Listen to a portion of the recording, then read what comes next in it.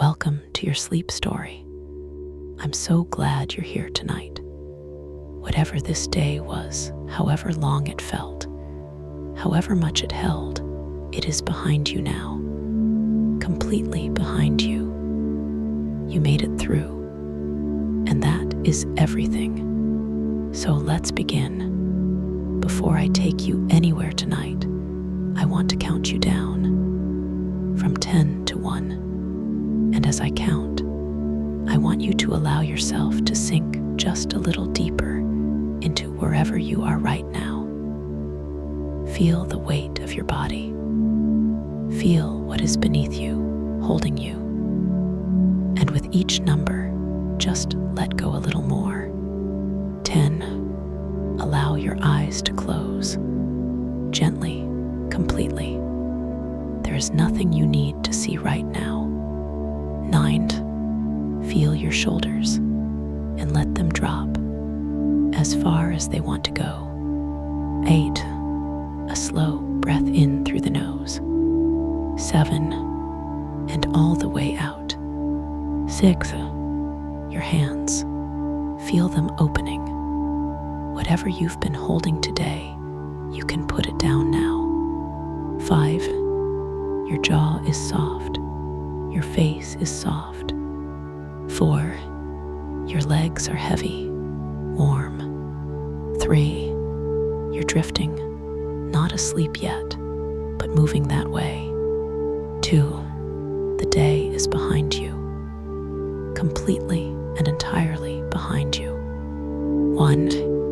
And now, tonight's sleep story, the relaxation. Before we go anywhere, I want to stay here with you for a moment. Just here, just now, because this moment, this exact moment right now, where you are lying in the quiet, deserves a little attention, a little kindness. Take a breath in for me, from the very bottom of the belly. Good, and let it go. And as you breathe out, I want you to imagine that everything you were carrying today, every worry, every unfinished thought, every heavy thing is just leaving with that breath, just drifting away.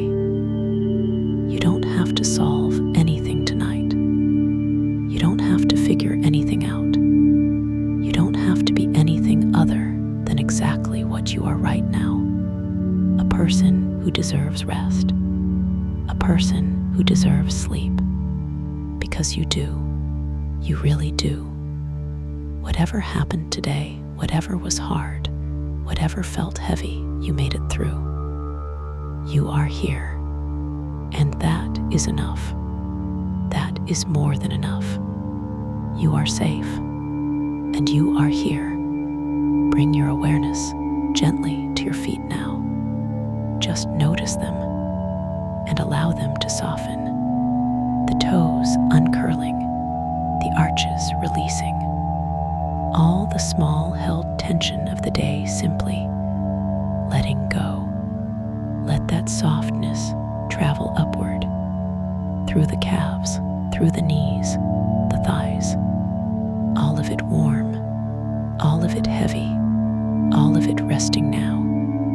Your lower back, your hips. Allow yourself to feel the surface beneath you taking your weight completely, fully. You don't have to hold yourself up anymore. The earth has you. The sea has you. The belly soft. The chest soft. The heart beating steadily as it always has, as it always will. Your shoulders dropping, your arms heavy and warm, your hands open and still, the neck long and loose, and your face, let the jaw go. Let the forehead smooth. Let the eyes be completely still behind their lids. There you are, from the top of your head to the tips of your toes, completely soft, completely warm, completely at rest. You've done beautifully. Now, let me take you somewhere the mist is on the water, and the rain is soft, and the driftwood is piled on the shore, and the carver's cottage has its light on, and the evening smells of salt and fresh wood. Come with me. The shore. Imagine a shore, an island shore, the beach not sand, pebbles. The round, smooth pebbles of a shore that has been worked by the sea for a very long time. Each stone tumbled until its edges are gone, until it is as smooth as it can become. The pebbles gray-blue, the color of this particular island's geology. Wet now, the rain has been falling since mid-afternoon. A soft rain, the kind that falls without drama and soaks everything, and makes the pebbles dark and the sea mist gray, and the whole world smell of wet stone and salt. The sea, not dramatic tonight. A quiet sea, small waves, each one arriving at the pebble shore and drawing back through the stones. The sound of the pebbles in the waves retreat, the distinctive rattle of stones pulled and released. Not one sound, thousands of sounds at once, each pebble its own voice, together making the voice of this shore. The mist, low, the mist sitting on the water, blurring the line between sea and sky. The horizon gone, the world ending at a soft gray edge 50 meters out. The island wrapped in it, held in it. The driftwood, above the high tide line, where the sea has left things and retreated. Always driftwood on the shore. This island is in the path of a current that carries wood from the forests to the north. Wood that has fallen into rivers and traveled to the sea and found this current and traveled on it, sometimes for hundreds of miles, until the island stops it. The wood bleached, salt bleached, sun bleached, wave bleached. The color of it, not white, not gray, something between. The particular pale color that wood becomes after a long time at sea. The silver gray of old driftwood, the shapes of it.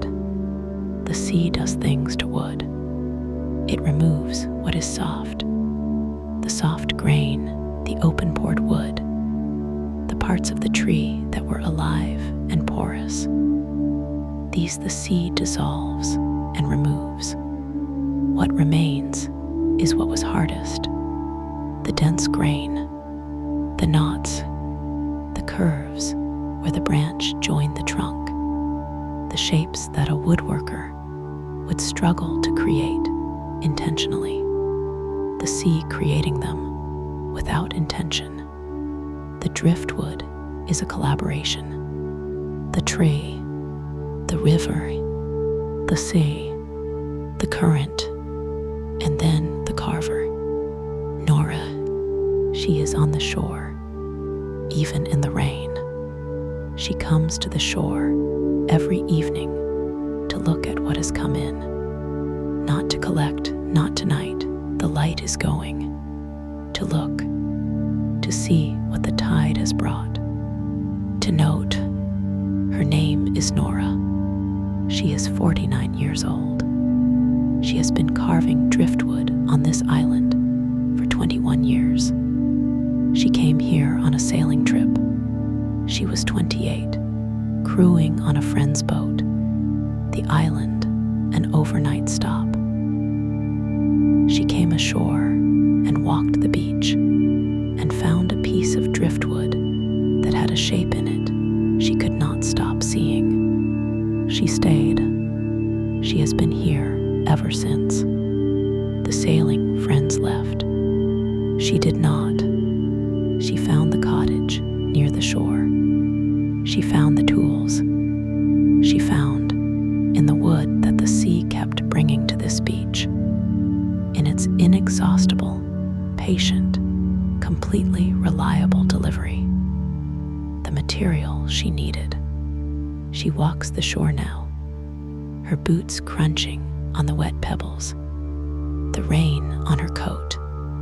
She bends to look at something, a piece of wood freshly arrived, still dark with the sea's moisture. She turns it with her boot. She looks at it. She walks on. The cottage above the shore. Stone, low, the garden gone to grass at the back. She does not garden. She has no interest in gardening. The sea gives her enough to tend. The light in the window, yellow warm, a single lamp, the kind that makes one pool of light in a room. You go inside the cottage, warmed, the warmth of a room with a fire going, and a person who has been working in it all day. The smell, wood, fresh cut wood, the smell of newly worked wood, the clean, sharp smell of the interior of the wood, revealed by the carver's tool. Different from the beeswax smell of Madeline's workshop, different from the pine smell of Edvard's cabin. This is the smell of wood in the moment of being made into something. And salt, always the salt. It finds every room on this island. The tools on the workbench, the carving tools, gouges and chisels, and the small hand knives of fine work. Not many Nora works with fewer tools than you might expect. She has learned that fewer tools used well produce better work than many tools used indifferently.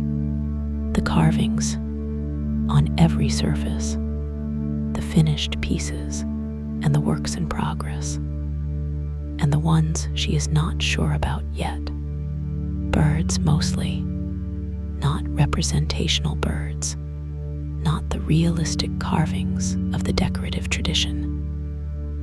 Abstract birds, the suggestion of a bird, the curve of a wing present in the curve of the wood's own curve that the sea made and Nora saw and worked toward rather than away from. The wood choosing the bird, not Nora.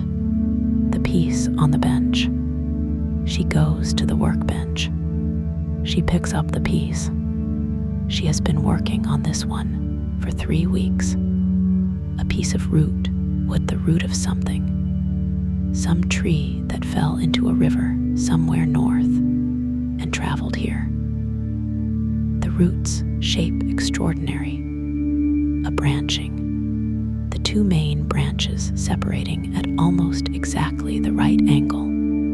The surface of them twisted by the wood's growth. The grain running in slow spirals along the branches. She has been working toward the shape that is in it, not imposing a shape, finding it. This is the difference between Nora's carving and other carving. Other carving, you begin with an idea. You impose the idea on the wood. You remove what does not fit the idea. Nora begins with the wood. She looks at the wood. She looks for a long time until she sees what the wood already is. And then she removes what is hiding it. The shape was always there. She is only revealing it. The sound of carving. She picks up a gouge. The sound of the carving.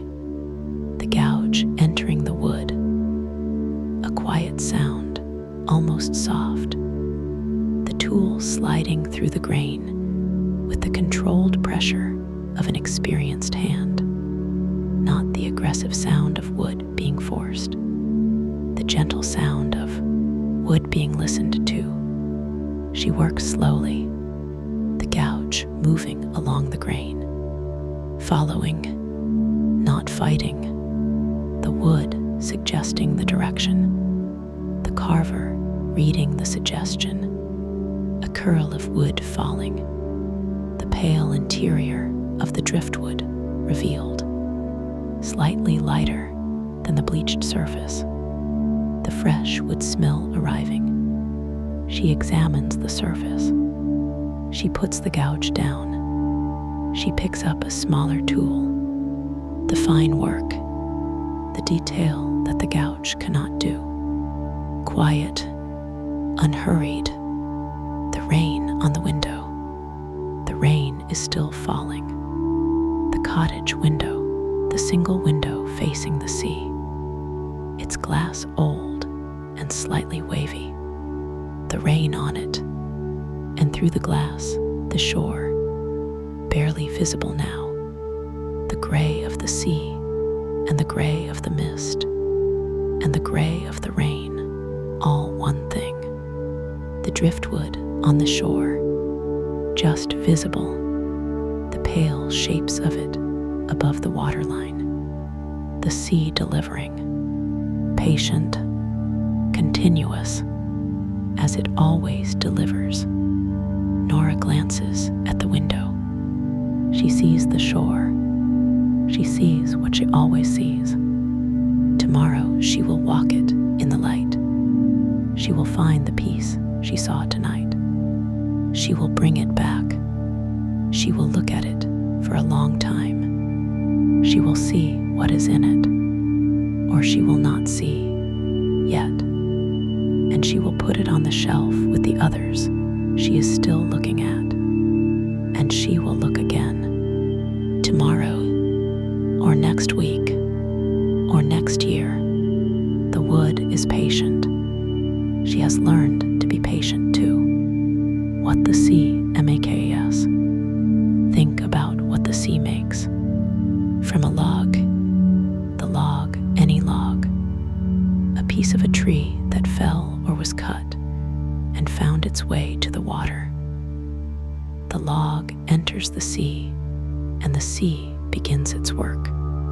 The bark first, stripped, gone within days. The outer layers of the wood, the sapwood, the youngest rings, the most open-grained, the most porous. The sea finds the porosity, the salt water entering the open grain, the movement of the sea working the wood, the soft wood dissolving, slowly, slowly, over months, over years. The wood becomes more itself, more the essential thing it was, the grain and the density that was always the wood's real nature. The outer layers gone, the heart of it remaining. What the sea delivers to this shore is the heart of the wood, not the surface, not the youth of it. The heart, the most enduring part, the part that was hardest, the part that the sea could not dissolve. Nora carves the heart of wood. That is all she has ever worked with. The shelf of looking, along the back wall, a shelf, on it the pieces she is still looking at. Not finished, not started either, simply looked at. 23 pieces on the shelf right now, each one brought in from the shore at some point. Each one she saw something in, but has not yet seen clearly enough to begin. She looks at this shelf every morning. She looks at it every evening. She waits. The piece will show her what it is, in its own time. Some have been on the shelf for years. One, a piece she found in her second year here, a twisted knot of root wood, its shape suggesting something she cannot name, has been on the shelf for 19 years. She still looks at it. She still does not know what it is. She has not given up. She will not give up. The wood is patient. She is patient. The right seeing will come in its own time. Nora's hands, her hands, like Miriam's hands, like Edvard's hands, the hands of someone who has done physical, skilled work for many years. The marks of it, the small scars of the carving tools, the gouge that slipped, the chisel that caught the grain wrong. Not many. Experience reduces the accidents, but a few. The scars of the learning years, the early years when the tools were less familiar and the wood more surprising. The wood dust in the lines of the knuckles, the permanent slight roughness of palms that have held tools for 21 years. The particular strength, not the strength of holding heavy things, but the precise, controlled strength of someone who can exert exactly the right amount of force at exactly the right angle. The feel of the wood in her hands. She can tell the grain direction by touch. In the dark, she knows this wood, the way Miriam knows the clay, the way Seamus knows the sea, by being with it for a very long time. The fire in the corner of the cottage, the fire, small fireplace, not elaborate, the kind of fireplace that exists because a cottage on a rainy island in autumn needs a fireplace.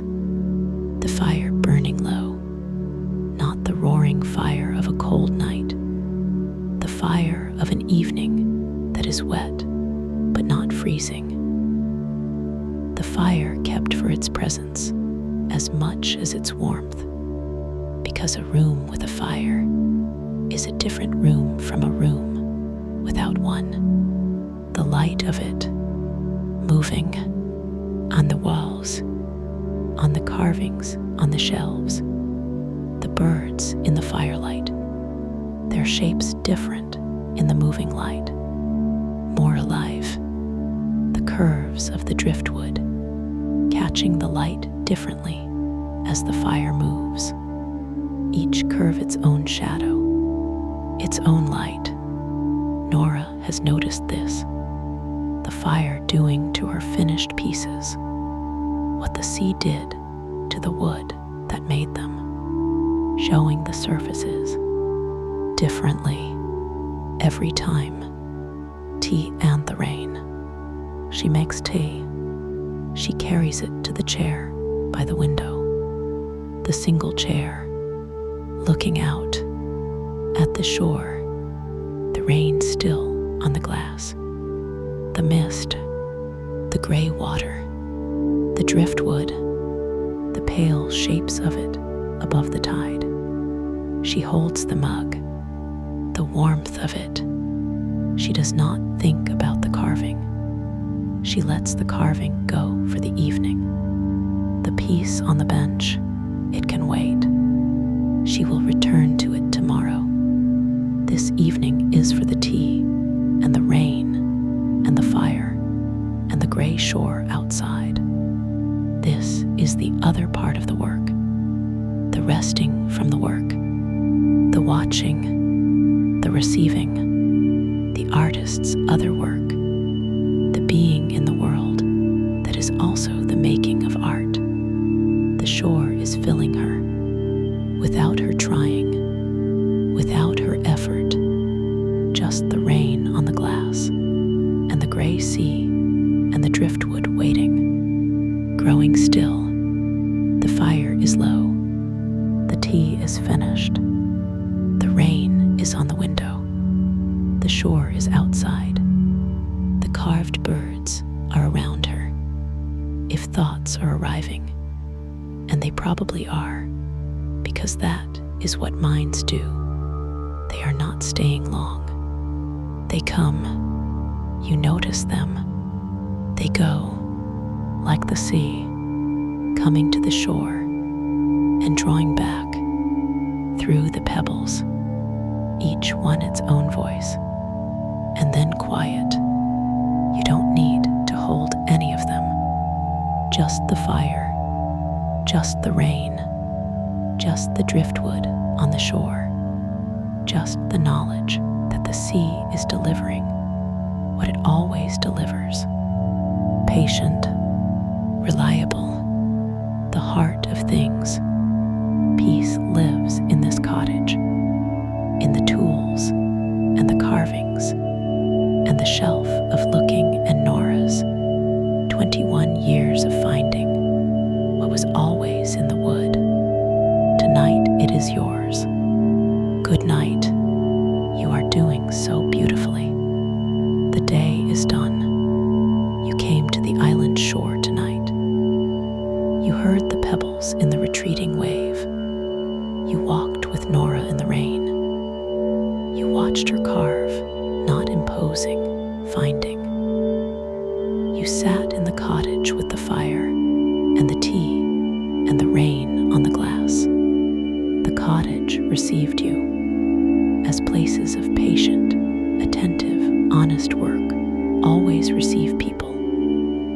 With the salt smell and the wood smell and the fire and the gray shore outside and the shelf of pieces still waiting to show what they are. Carry it with you on the days when you cannot see clearly what a thing is. The days when the shape is there, but you cannot find it yet. Remember Nora.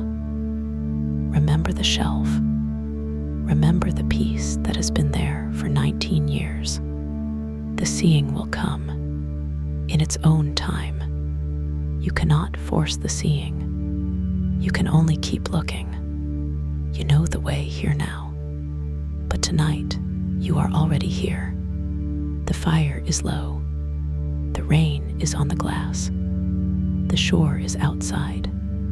Sleep now, deeply, completely. You deserve every salt-haired, wood-scented, fire-low, rain-soft, shore-held moment of this rest. Every single one. Good night. Sleep well. The cottage through the night. The shore at night. The shore at night. In the rain. The pebbles wet. The sea coming in. Going out. The sound of it. The rattle and wash. The rattle and wash. The continuous rhythmic sound of pebbles in the waves retreat. Not loud. Not quiet. Present. The way the stream is present in Edmund's cottage. The way the sea is present in Seamus's nights. The background sound of a life lived beside water. Nora sleeps with this sound, has slept with it for 21 years. She does not hear it, but if it stopped, she would wake, the shore doing what the shore does. All night, the sea delivering, the pebbles speaking, the mist on the water, what the sea brought this week. This week, the sea brought 5 pieces. She found the first on Monday. A branch long, its curve perfect, the kind of curve that takes years at sea to develop. The wood softened in exactly the right places so that the curve is not forced. She carried it home. It is on the shelf. She is looking. The second on Tuesday, a root ball small, its tentacle-like roots dried and pale. She knows what she will do with this one. She will not hurry. The third on Wednesday, a plank.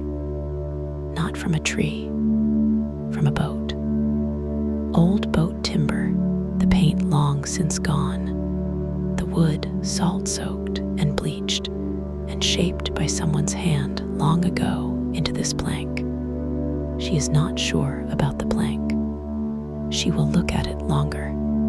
The fourth on Thursday, the piece she saw tonight in the rain, that she turned with her boot and left because the light was going. Tomorrow she will bring it in. The fifth has not come yet, but it will. The sea always brings more. It always has. It always will.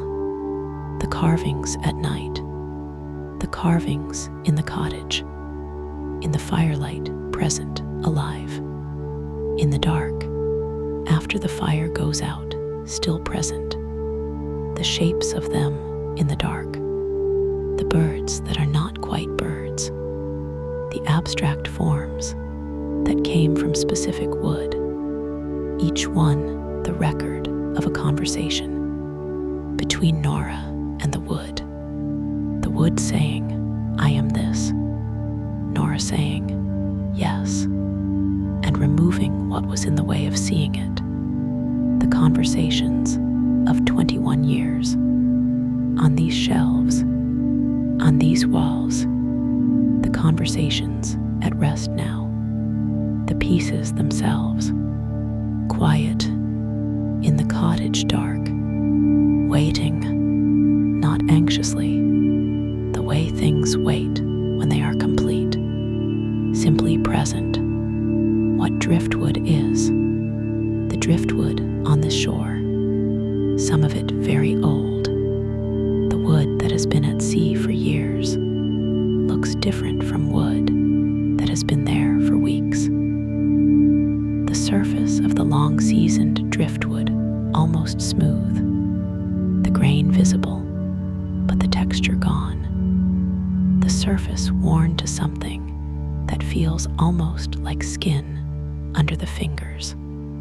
Nora can tell the age of a piece by touch, by the density of the bleaching, by the smell. Old driftwood has a different smell from new.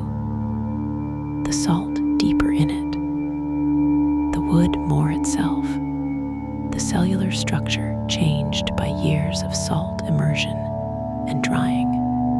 The very oldest pieces, if she finds them, which is rare, she does not carve. She keeps them. She has 3 pieces on a separate shelf. Pieces she estimates at 10 years in the sea, perhaps more.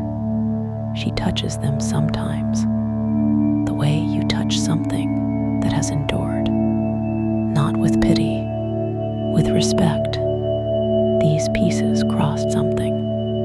She does not know what, but something. They came from somewhere, and they traveled, and they arrived here. Their journey done. She keeps them. Nora in the night. She sleeps well. She always sleeps well. The physical work of carving, not the heavy labor of Edvard's work, but precise, sustained. The hands and the forearms, and the concentration of the eye, all engaged through the working day. She is tired in the right way.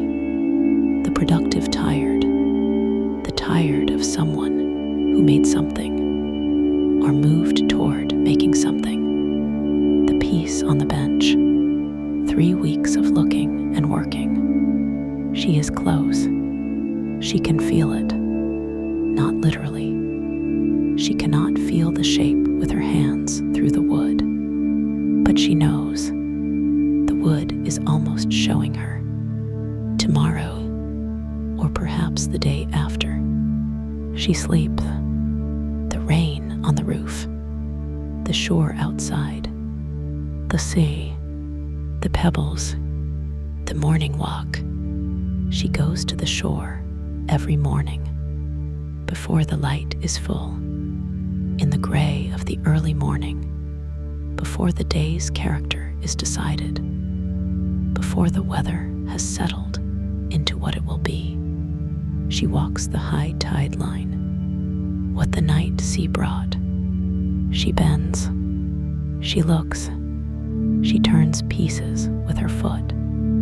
Some she leaves, some she picks up. She carries what she picks up back to the cottage. She adds them to the shelf, or she begins looking at them immediately. Sometimes a piece arrives, and she knows at once. Not often, most of the time, she does not know at once.